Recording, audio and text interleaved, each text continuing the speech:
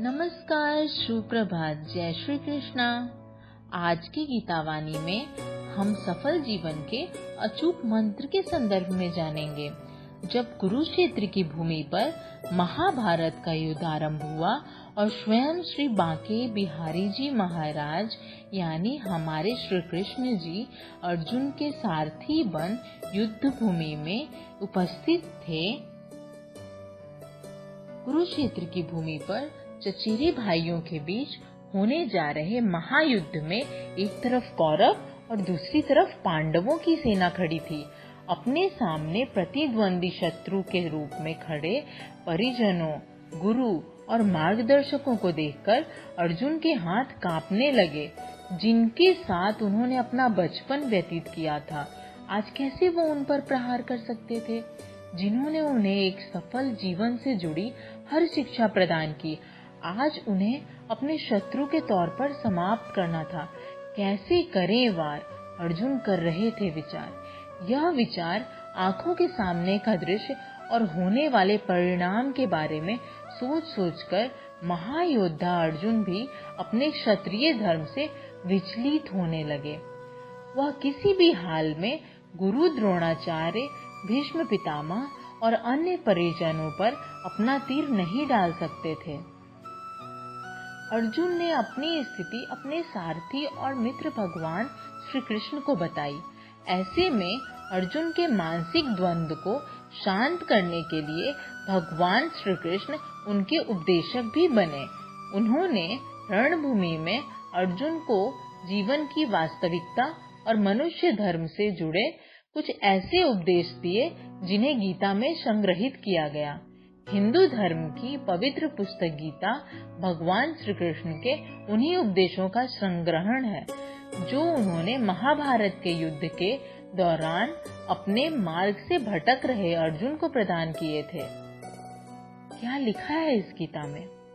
उस समय भगवान श्री कृष्ण द्वारा कहे गए उपदेशों ने न सिर्फ अर्जुन की दुविधा को शांत किया, बल्कि आज भी वह मनुष्य के कई सवालों का जवाब देता है। गीता के उपदेश मनुष्य जीवन की कई समस्याओं का समाधान होता है, लेकिन साथ ही यह एक सफल जीवन जीने में भी मददगार साबित हो सकते हैं। सफल जीवन जीने के लिए क्या जरूरी है? आइए जानते हैं क्या है वो उपदेश जो इंसान के भीतरी मन की उठापटक को शांत कर उसे सफल जीवन व्यतीत करने में सहायता देते हैं।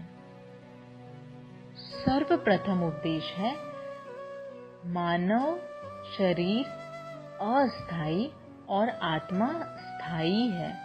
गीता के श्लोक में भगवान श्री कृष्ण ने मानव शरीर को मात्र एक कपड़े का टुकड़ा कहा है, ऐसा कपड़ा जिसे आत्मा हर जन्म में बदलती है। अर्थात मानव शरीर आत्मा का अस्थायी वस्त्र है, जिसे हर जन्म में बदला जाता है। इसका तात्पर्य यह है कि हमें शरीर से नहीं, उसकी आत्मा से व्यक्ति की पहचान करनी चाहिए। दूसरा उपदेश, क्रोध भ्रम पैदा करता है। हम क्रोध को एक सामान्य भावना मानते हैं, लेकिन ये सामान्य भावना व्यक्ति के भीतर भ्रम की स्थिति पैदा करती है। इसके फलस्वरूप हमारा मस्तिष्क सही और गलत के बीच अंतर करना छोड़ देता है। इसलिए इंसान को क्रोध के हालातों से बचकर हमेशा शांत रहना चाहिए। तीसरा उपदेश, जीवन में किसी भी प्रकार की अति से बचें। ये तो आपने कई बार सुना होगा कि किसी भी प्रकार की अधिकता इंसान के लिए घातक सिद्ध होती है। संबंधों में कड़वाहट हो या फिर मधुरता, खुशी हो या गम, हमें कभी न कभी अति नहीं करना चाहिए। जीवन में संतुलन बनाए रखना बहुत जरूरी है। चौथा उपदेश, स्वार्थी न बने। इंसान का स्वार्थ उसे अन्य लोगों से दूर ले जाकर नकारात्मक हालातों की ओर धकेलता है। परिणाम स्वरूप व्यक्ति अकेला रह जाता है। स्वार्थ शीशे में फैली धूल की तरह है, जिसकी वजह से व्यक्ति अपना प्रतिबिंब ही नहीं देख पाता। अगर जीवन में खुश रहना चाहते हैं तो स्वार्थ को कभी अपने पास भी ना आने दें। 5वां उपदेश, ईश्वर सदैव तुम्हारे साथ है। कहा जाता है जिसका कोई नहीं होता उसका भगवान होता है। स्पष्ट है कि ईश्वर हमेशा अपने मनुष्यों का साथ देता है। जब व्यक्ति इस प्रभावशाली सत्य को स्वीकार कर लेता है तो उसका जीवन पूरी तरह बदल जाता है। इंसान बस उस सर्वोच्च ताकत के हाथ की एक कठपुतली है, इसलिए कभी उसे अपने भविष्य या अतीत की चिंता नहीं करनी चाहिए। 6वां उपदेश, कर्म करते रहना चाहिए। इंसान को कभी अपने कर्तव्यों से मुंह नहीं मोड़ना चाहिए।